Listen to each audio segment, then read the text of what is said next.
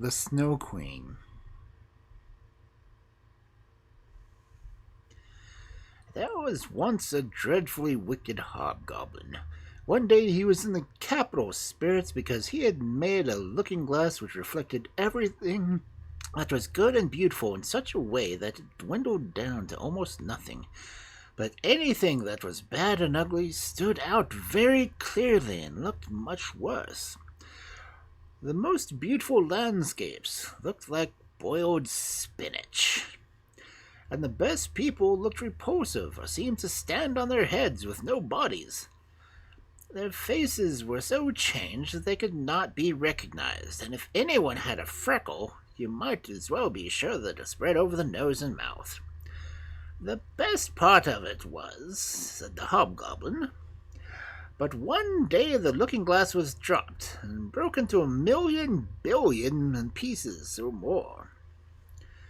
And now came the greatest misfortune of all, for each of the pieces was hardly as large as a grain of sand, and they flew about the world, and if anyone had a bit in his eye, there it stayed, and then he would see everything awry, or else could only see the bad sides of a case.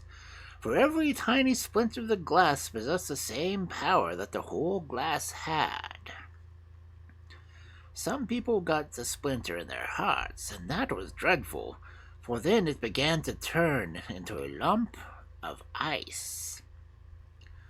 The hobgoblin laughed till his sides ached, but still the tiny bits of glass flew about, and now we will hear all about it. In a large town where there were so many people and houses that there was not room for enough for everybody to have gardens, lived two poor children. They were not brother and sister, but they loved each other just as much as if they were. Their parents lived opposite one another in two attics, and out on the leads they had put two boxes filled with flowers. There were sweet peas in them and two rose trees, which grew beautifully, and in the summer the two children were allowed to take their little chairs and sit under the roses. Then they had splendid games. In the winter they could not do this, but then they would put hot pennies against the frozen glass panes and made round holes to look at each other through. His name was Kay. Hers was Gerda. Outside, it was snowing fast. "Those are the white bees swarming," said the old grandmother. "Have they a bee queen?" asked the little boy, for he knew that real bees had one. To be sure," said the grandmother. "She flies wherever they swarm thickest. She is larger than any of the others, and never stays upon the earth, but flies up again, back into the black clouds. After midnight she flies through the streets and peeps in all the windows, and then they freeze in such pretty patterns to look like flowers." "Yes, we have seen that," said both children, and they knew it was true. "Can the Snow Queen come in here?" asked the little girl. "Just let her," cried the boy. "I would put her on the stove and melt her." But the grandmother stroked his hair and told more stories. In the evening, when little Kay was going to bed, he jumped on the chair by the window and looked out through the little hole. A few snowflakes were falling outside, and one of the largest lay on the edge of one of the window boxes. The large snowflake grew larger and larger until it took the form of a maiden dressed in the finest white gauze. She was so beautiful and dainty, but all of ice, hard, bright ice. She still was alive. Her eyes glittered like two clear stars, but there was no rest or peace in them. She nodded at the window and beckoned with her hand. The little boy was frightened and sprang down from the chair. It seemed as if a great white bird had flown past the window. The next day there was a harder frost than before. Then came the spring, then the summer, when the roses grew and smelt more beautifully than ever. Kay and Gerda were looking at one of their picture books. The clock in the great church tower had just struck 5 when Kay exclaimed, "Oh, something is stung in my heart, and I've got something in my eye." The little girl threw her arms around his neck. He winked hard with both eyes. No, she could see nothing in them. "I think it is gone now," he said. But it had not gone. It was one of the tiny splinters of the glass of the magic mirror which we had heard about earlier, that had turned everything great and good reflected in it into small and ugly. And poor Kay also had a splinter in his heart, and it began to change into a lump of ice. It did not hurt him at all, but the splinter was there all the same. "Why are you crying?" he asked. "It makes you look so ugly. There's nothing the matter with me. Just look. That rose is all slug-eaten, and this one is stunted. What ugly roses they are!" And he began to pull them to pieces. "Kay, what are you doing?" cried the little girl. And when he saw how frightened she was, he pulled off another rose and ran at his window away from the dear little Gerda. When she came later on with the picture book, he said it was only for babies, and when his grandmother told him stories, he was always interrupting with, "But," and then he would get behind her and put on her spectacles and just speak, just like she did. He did this very well, and everybody laughed. Very soon he could imitate all the way the people in the street walked and talked. His games were now quite different. On a winter's day, he would take a burning glass and hold it out of his blue coat, and let the snowflakes fall on it. "Look in the glass, Gerda. See how regular they are?" But they were much more interesting than real flowers. "Each is perfect, but they're all made according to the rule. If only they did not melt." One morning, Kay came out with his warm gloves on, and his little sled hung over his shoulder. They shouted to Gerda, "I'm going to the marketplace to play with the other boys." And he went away. In the marketplace, the boldest boys often used to fasten their sleds to the carts of the farmers, and then they got a good ride. When they were in the middle of their games, there drove into a square a large sled, all white, and in it sat a figure dressed in rough white fur pelisse, with a white fur cap on.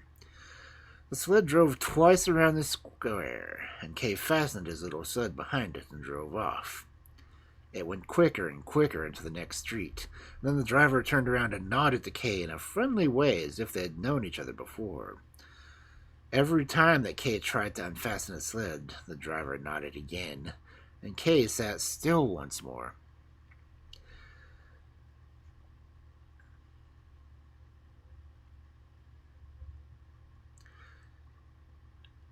Then they drove out of the town, and the snow began to fall so thickly that the little boy could not see his hand before him.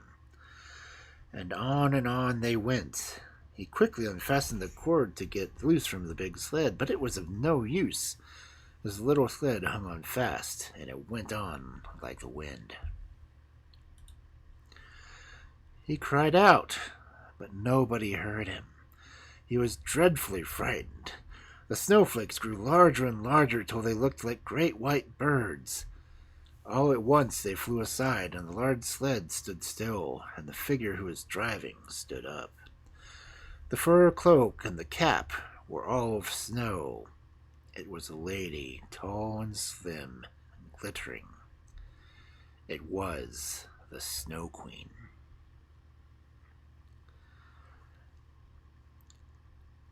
"We have come at a good rate," she said, "but you are almost frozen.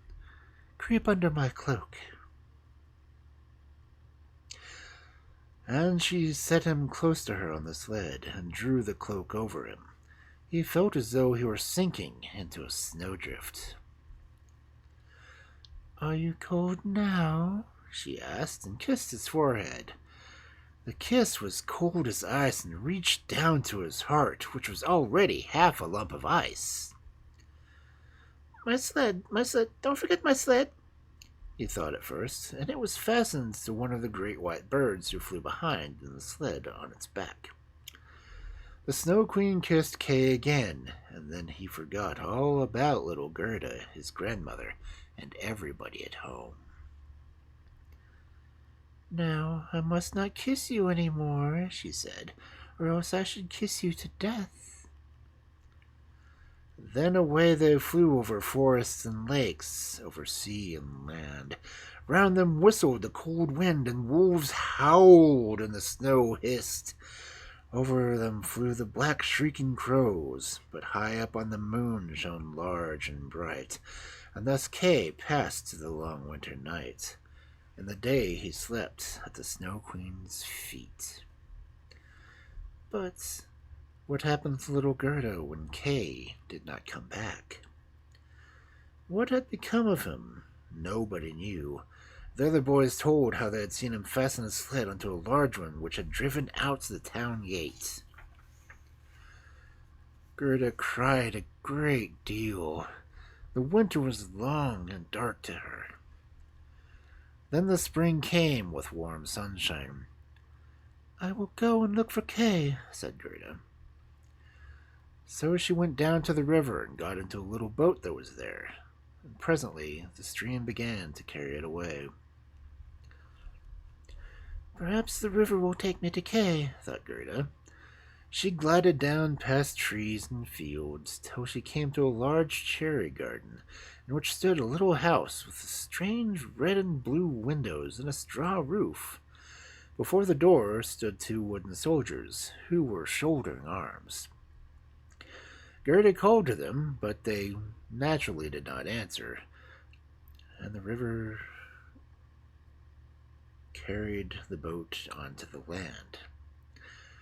Gerda called out still louder, and there came out of the house a very old woman. She leant upon a crutch and wore a large sun hat, which was painted with the most beautiful flowers. "You poor little girl," said the old woman. And then she stepped into the water and brought the boat close in with her crutch, and lifted little Gerda out of it. "And now come and tell me who you are and how you came here," she said. Then Gerda told her everything and asked her if she had seen Kay, but she said he had not passed that way yet, but he would come soon. She told Gerda not to be sad, and that she would stay in with her and take in the cherry trees and flowers, which were prettier than any picture book, and they each could tell a story. She then took Gerda's hand and led her into the little house and shut the door. The windows were very high, and the panes were red, blue, and yellow, so that the light came through in curious colors. On the table were the most delicious cherries, and the old woman let Gerda eat as many as she liked, while she combed her hair with a gold comb as she ate. The beautiful sunny hair rippled and shone round the dear little face, which was so soft and sweet. "I have always longed to have a dear little girl like you, and you shall see how happy we will be together."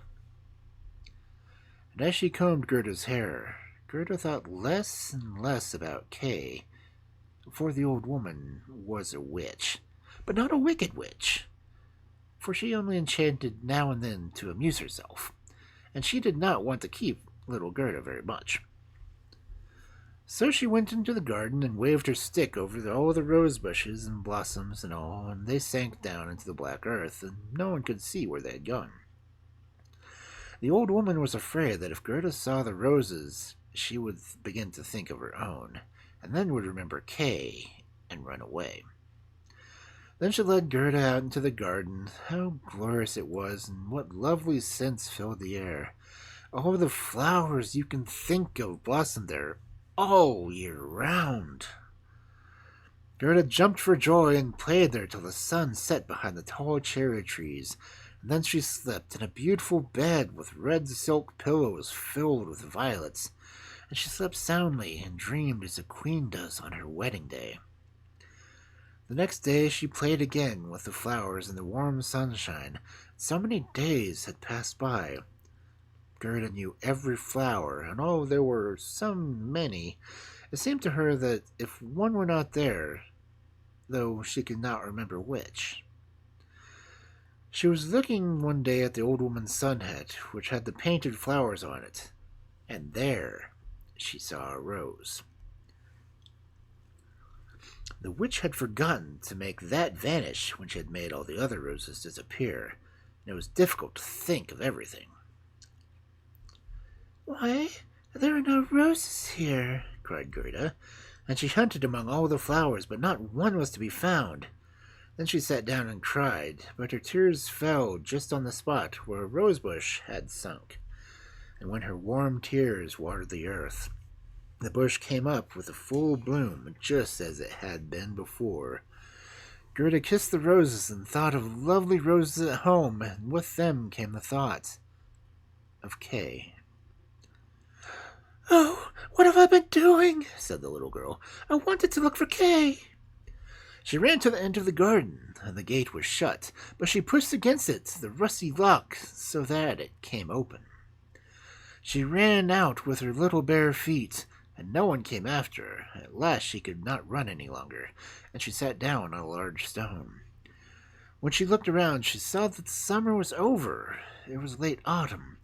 It had not changed in the beautiful garden where there were sunshine and flowers year-round. "Oh dear, how late I have made myself," said Gerda. "It's autumn already. I cannot rest." And then she sprang up to run on. Oh, how tired and sore her little feet grew, and it became colder and colder. She had to rest again, and there on the snow in front of her was a large crow. It had been looking at her for some time, and it nodded its head and said, good day." Then it asked the little girl why she was alone in the world. She told the crow her story and asked if he had seen Kay. The crow nodded very thoughtfully and said, "It might be. It might be." "What? Do you think you have?" cried the little girl, and she almost squeezed the crow to death as she kissed him. "Gently, gently," said the crow. I think it might be little Kay, but now he has forgotten you for the princess." "Does he live with the princess?" asked Gerda. "Yes, listen," said the crow. And then he told her all he knew. "In the kingdom in which we are now sitting lives a princess who is dreadfully clever. She has read all the newspapers in the world and has forgotten them again. She is as clever as that. The other day she came to the throne, and it was not as pleasant as people think. Then she began to say, 'Why should I not marry?' But she wanted a husband who could answer when he was spoken to, not one who would stand stiff fully and look respectable. That would be too dull. When she told all the court ladies, they were delighted. You can believe every word I say," said the crow. "I have a tame sweetheart in the palace, and she tells me everything." Of course, the sweetheart was another crow. "The newspapers came out the next morning with a border of hearts round it, and the princess's monogram on it, and inside you could read every good-looking man might come to the palace and speak to the princess, and whoever should speak loud enough to be heard would be well fed and looked after, and the one who spoke best should become the princess's husband indeed," said the crow. "You can quite believe me. It is as true as I am sitting here." "Young men came in streams, and there was such a crowd and mixing together, but nothing came of it for the first nor the second day. They could all speak quite well when they were in the streets, but as soon as they came inside the palace door and saw the guards in silver, and upstairs the footmen in gold, and the great hall aisle lighted up, their wits left them. And when they stood in front of the throne where the princess was sitting, and they could not think of anything to say except to repeat the last word she had spoken, and she did not much care to hear that again, it seemed as if they were walking in their sleep until they came out into the street again, when they could speak once more. There was a road stretching from the gate to the town up to the castle. They were hungry and thirsty, but the palace they did not even get a glass of water. A few of the cleverest had brought some slices of bread and butter with them, but they did not share them with our neighbor, for they thought, 'If he looks hungry, the princess will not take him.'" "But what about Kay?" asked Gerda. "When did he come? Was he in the crowd?" Wait a bit, I'm coming to him. On the third day, a little figure came without a horse or carriage and walked jauntily up to the palace. His eyes shone as yours do, and he had lovely curling hair, but quite poor clothes. That was Kay, cried Gerda with delight. Oh, then I have found him. And she clapped her hands. He had a little bundle on his back, said the crow. No, it must have been his skates, for he went away with his skates. Very likely, said the crow. I did not see for certain, but I know for this from my sweetheart. And then when he came to the palace door and saw the royal guards in silver, and on the stairs the footmen in gold, he was not the least put out. He nodded to them, saying, It must be rather dull on the stairs. I would rather go inside. The hall was blazed with lights. Counselors and ambassadors were walking about the noiseless shoes carrying gold dishes. It was enough to make him nervous. His boots creaked dreadfully loud, but he was not frightened. That must be Kay, said Gerda. I knew he had new boots on, and I've heard them creaking in his grandmother's room. They did creak, certainly, said the crow. And not one bit afraid. Up to the princess he went, who was sitting in a large pearl as round as a spinning wheel. All the ladies in waiting were standing around, each with their attentions, and lords in waiting with their attendants.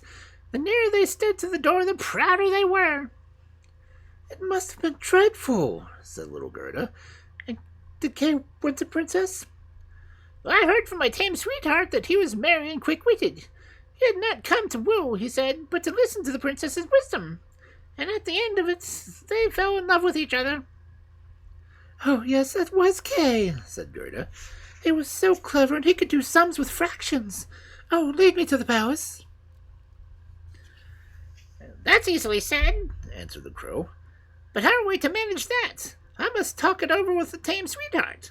She may be able to advise us, for I must tell you that a little girl like you could never get permission to enter it. Yes, I will get in, said Gerda. When Kay hears that I'm here, he will come out at once and fetch me. Wait for me by the railings, said the crow, and he nodded his head and flew away. It was late in the evening when he came back. He said. I'm here to give you her love, for here is a little roll for you. She took it out of the kitchen. There's plenty here, and you must be hungry. You cannot come into the palace. The guards in silver and footmen in gold would not allow it. But don't cry. You shall get in all right. My sweetheart knows a little back stairs which leads into the sleeping room, and she knows where to find the key. They went into the garden, and when the lights in the palace were put out one after another, the crow led Gerda to the back door. Oh, how Gerda's heart beat with anxiety and longing. It seemed as if she was going to do something wrong, but she only wanted to know if it was little Kay. Yes, it must be. She remembered so well his clever eyes, his curly hair. She could see him smiling as he did when they were home under the rose trees. He would be so pleased to see her, and to hear how they were all at home. Now they were on the stairs, a little lamp burning, and on the landing stood the tame crow. She put her head to one side and looked at Gerda, who bowed as her grandmother had taught her. My betrothed told me many nice things about you, my dear lady, she said. Will you take the lamp while I go in front? We can go this way as to meet no one.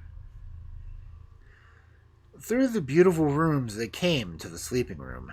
In the middle of it, hung on a thick rod of gold, were two beds, shaped like lilies, one in white, in which lay the princess, and the other in red, in which Gerda hoped to find Kay. She pushed aside the curtain and saw a brown neck. Oh, it was Kay! She called his name out loud, holding the lamp towards him. He woke up, turned his head. It was not Kay. It was only his neck that was like Kay's. But he was young and handsome. The princess sat up in her lily bed and asked who was there. Then Greta cried and told her story and all that the crows had done for her. "You poor child," said the princess. They praised the crows and said that they were not angry with them, but they must not do it again. Now they should have a reward. "Would you like to fly away free?" said the princess. "Or will you have a permanent place as court crows with which you can get into the kitchen?" Both crows bowed and asked for the permanent appointment, for they thought of their old age.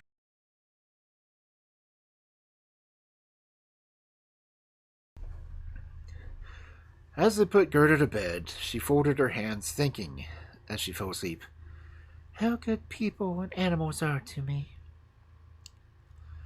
The next day she was dressed from head to foot in silk and satin. They wanted her to stay on in the palace, but she begged for a little carriage and a horse, and a pair of shoes so that she might go out again and look to the world for Kay. They gave her a muff as well as some shoes. She was warmly dressed when she was ready. There in front of the door stood a coach of pure gold, with a coachman, footmen, and postilions with gold crowns on. The prince and princess helped her into the carriage and wished her good luck. The wild crow, who was now married, drove with her for the first 3 miles. The other crow could not come because she had a headache. "Goodbye, goodbye," cried the prince and princess, and little Gerda cried, and the crow cried. When he said goodbye, he flew onto a tree and waved with his black wings as long as the carriage, which shone in the light like a sun, was in sight. And then they came to a dark wood, but the coach lit up like a torch. When the robbers saw it, they rushed, exclaiming, "Gold! Gold!" They seized the horses, killed the coachman, footmen, and postilions, and dragged Gerda out of the carriage. "She is plump and tender. We will eat her," said the old robber queen, and drew her long knife, which glittered horribly. "You shall not kill her," cried her little daughter. "She shall play with me. She shall give me her muff and her beautiful dress, and shall sleep in my bed." The little robber girl was as big as Gerda, but was stronger, broader, with dark hair and dark eyes. She threw her arms around Gerda and said, "They shall not kill you as long as you are not naughty. Aren't you a princess?" "No," said Gerda, and she told all that had happened to her and how dearly she loved little Kay. The robber girl looked at her very seriously and nodded her head, saying, "They shall not kill you, even if you are naughty, for then I shall kill you myself." She dried Gerda's eyes and stuck both her hands in her beautiful warm muff. The robber girl took Gerda to the corner of the robbers' camp, where she slept. All around were more than 100 wood pigeons, which seemed to be asleep, but they moved a little when the 2 girls came in. There was also, nearby, a reindeer which the robber girl had teased by tickling it with her long, sharp knife. Gerda lay awake for some time. "Grr, grr," said the wood pigeons. "We have seen little Kay. A white bird carried his sled. He was sitting in the Snow Queen's carriage when we drove over the forest when our little ones were in the nests. She breathed on them, and all but 2 died. Grr, grr." "What are you saying over there?" cried Gerda. "Where was the Snow Queen going? Do you know it all?" "She was probably traveling to Lapland, where there is always ice and snow. Ask the reindeer." "There's capital ice and snow there," said the reindeer. "One can jump about there in all the great sparkling valleys.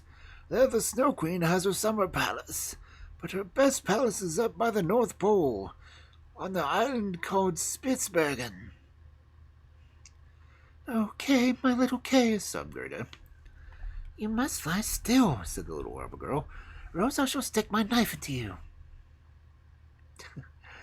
In the morning, Gerda told her all that the wood pigeons had said, and she nodded.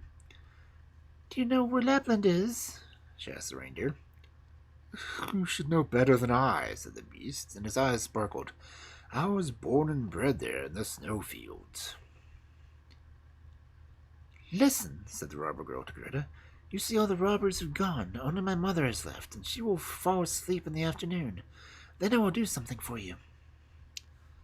When her mother had fallen asleep, the robber girl went up to the reindeer and said, I'm going to set you free so that you can run to Lapland, but you must go quickly and carry this little girl to the Snow Queen's palace, where her playfellow is. You must have heard all that she told about, for she spoke loud enough."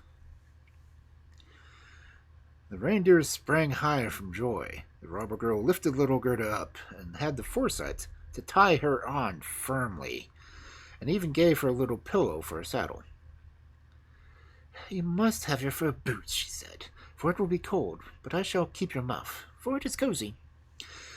But so that you may not freeze, here are my mother's great fur gloves. They will come up to your elbows. Creep into them." And Gerda cried for joy.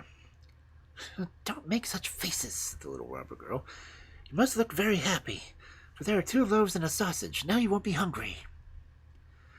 They too were tied to the reindeer, and the little robber girl opened the door and made all the big dogs come away, and cut through the halter with her sharp knife, and said to the reindeer, "Now run and take great care of this little girl." And Gerda stretched out her hands with her large fur gloves towards the little robber girl and said, "Goodbye." When the reindeer flew over the ground through the great forest as fast as he could, wolves howled, ravens screamed, and the sky seemed on fire. "Those, my dear, are the lights," said the reindeer. "See how they shine." And then he ran faster still, day and night. The loaves were eaten, the sausage too, and then they came to Lapland. They stopped by a wretched little house. The roof almost touched the ground, and the door was so low that you had to creep in and out. There was no one in the house except an old Lapland woman who was cooking fish over an oil lamp. The reindeer told Gerda's whole story, but first he told his own, for that seemed to him much more important, and Gerda was so cold that she could not speak. "Oh, you poor creatures," said the Lapland woman. "You have still further to go. You must go over 100 miles into Finland, for there the Snow Queen lives, and every night she burns bingo lights. I will write some words on the dried stockfish, for I have no paper, and you must give it to the Finland woman, for she can give you better advice than I can." And when Gerda was warmed and had something to eat and drink, the Lapland woman wrote on dried stockfish, and begged Gerda to take care of it, and tied Gerda securely on the reindeer's back, and away they went again. The whole night was ablaze with northern lights, and then they came to Finland and knocked at the Finland woman's chimney, for she had no door. Inside it was so hot that the Finland woman wore very few clothes.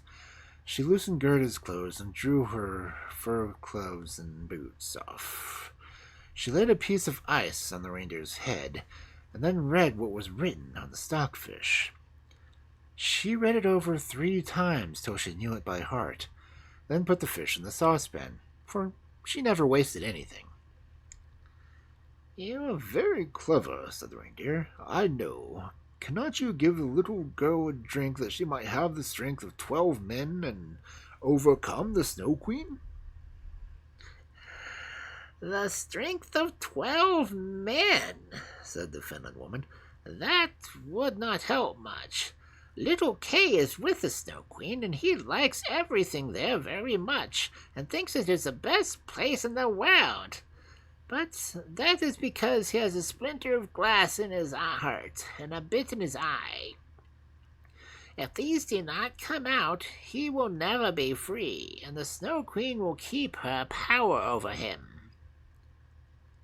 "But cannot you give little Gerda something that she can have power over her?"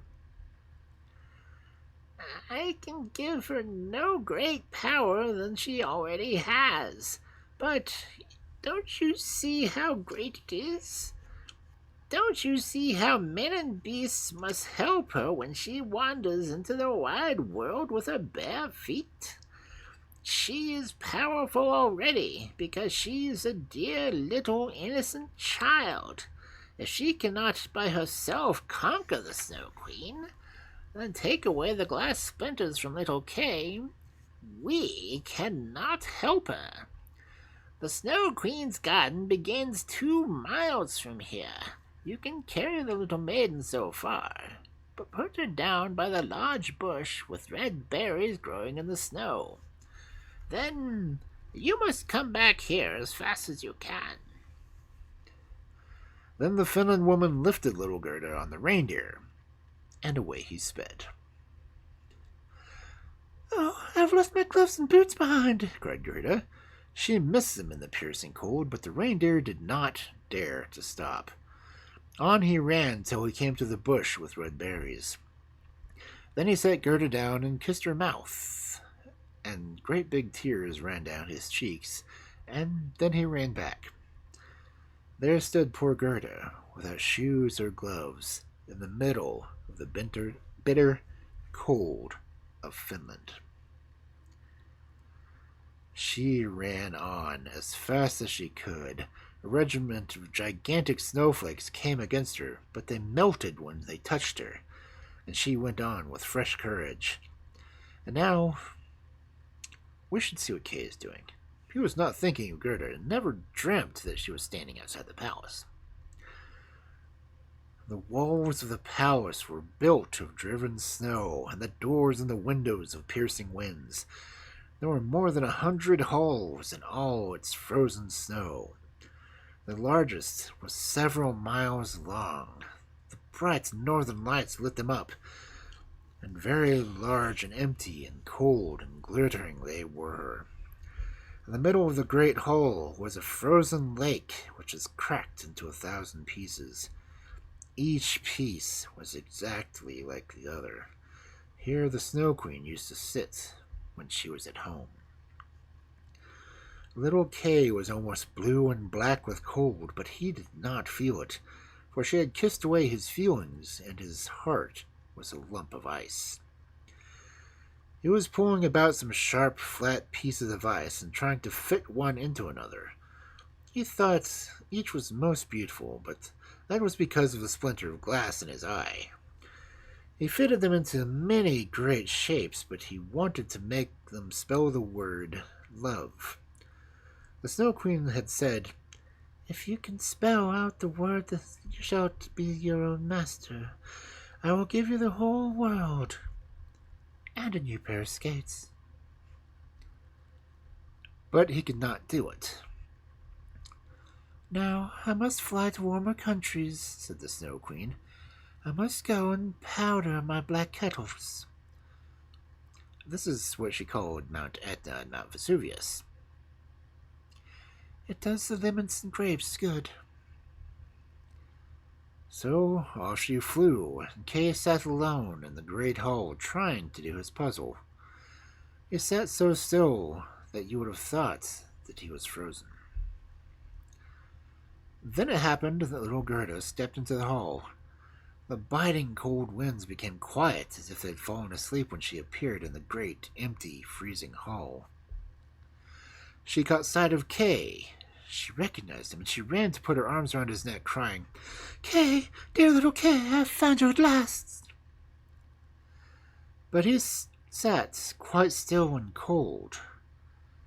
Then Gerda wept hot tears which fell on his neck, and thawed his heart, and swept away the little bit of looking-glass. He looked at her, then he burst into tears. He cried so much that the glass splinter swam out of his eye, and then he knew her and cried out, "Gerda, my dear little Gerda, where have you been so long? Where have I been?" And he looked around him. "How cold it is here! How wide and empty!" And he threw himself on Gerda, and she laughed and wept for joy. It was such a happy time that the pieces of ice even danced around them for joy. And then when they were tired and lay down again, they formed themselves into the letters that the Snow Queen said he must spell in order to become his own master, and have the whole world, and a new pair of skates. And Gerda kissed his cheeks, and they grew rosy. She kissed his eyes, and they sparkled like hers. She kissed his hand and his feet, and they became warm and glowing. The Snow Queen might come home now. His release, the word love, stood written in sparkling ice.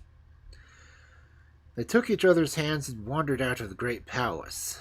They talked about the grandmother and the roses on the leads. Whenever they came, the winds hushed and the sun came out. When they reached the bush with the red berries, there stood the reindeer, waiting for them. He carried Kay and Gerda first to the Finland woman, who warmed them in her hot room and gave them advice for their journey home. Then they went to the Lapland woman, who gave them new clothes and mended their sleigh.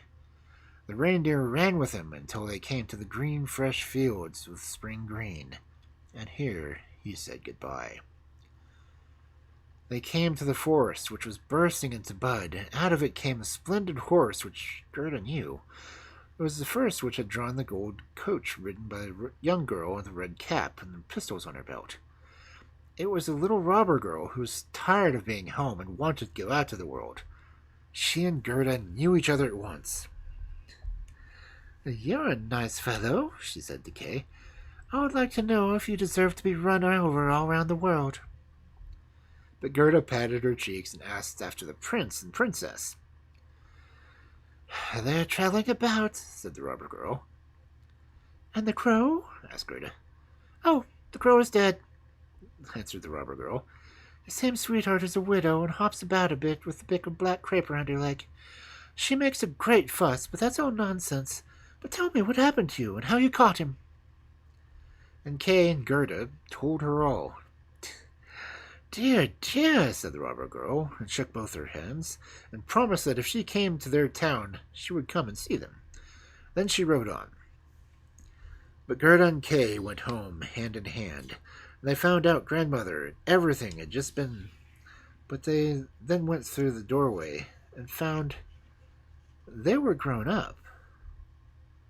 There were roses on the leads. It was summer, warm, glorious summer.